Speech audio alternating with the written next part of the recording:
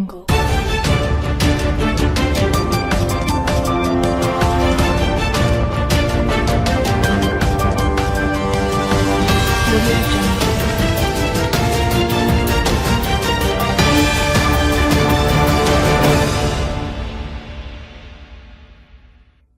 Trump drains Swampiest liberal agency in D.C., 75% gone overnight.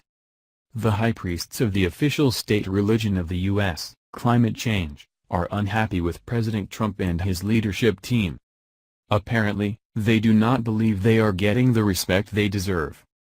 Anyone who does not buy into the theory of climate change is immediately written off by the left as a kook, an ignoramus, or a flat earther.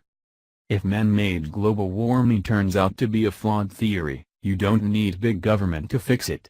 And that's the real tragedy the left is worried about.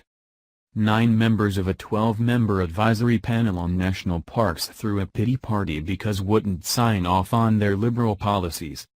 So Trump took it as a great excuse to drain the swamp. From HuffPost.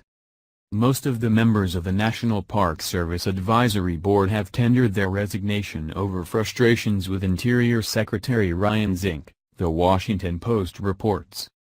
9 of the 12 board members quit Monday night, citing Zink's refusal to convene the Citizen Advisory Panel or discuss matters with it since he came into office last March. Zink has drawn criticism for a number of his actions in the Interior Department, including silencing scientists about climate change. Where does the HuffPost get its news? Far from being silenced, there are plenty of scientists talking about climate change. Non-stop. Zink has rejected numerous requests to meet with the advisory panel, which is required to meet twice a year, despite his efforts to review restructuring national parks. Departing board chairman Tony Knowles told the Post that the panel has waited to work with Zink but has been frozen out. Great. Now we're getting somewhere. Mr. Knowles should be thanked for sharing this good news with us. One more worthless part of an unnecessary bureaucracy has just bitten the dust. Joel Clement, a former employee who claims the Interior Department retaliated against him for his work on climate change, told HuffPost in October that the morale under Zink was in the toilet. Clement also criticized Zink's comments that questioned the department staff's loyalty to him and President Donald Trump. This actually gets amusing as you realize what's going on.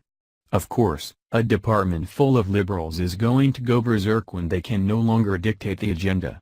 Maybe the whole department will quit and go to work for Greenpeace. We could be so fortunate. And a left-wing article would not be complete without attacking one of the left's most hated industries. Watch for it. Here it comes. It's profoundly offensive because it portrays a lack of understanding about the civil service and the mission of the agency, Clement told HuffPost. It made it clear that what he's trying to do is not work with the career staff and advance the mission, he's trying to undercut the agency and its mission.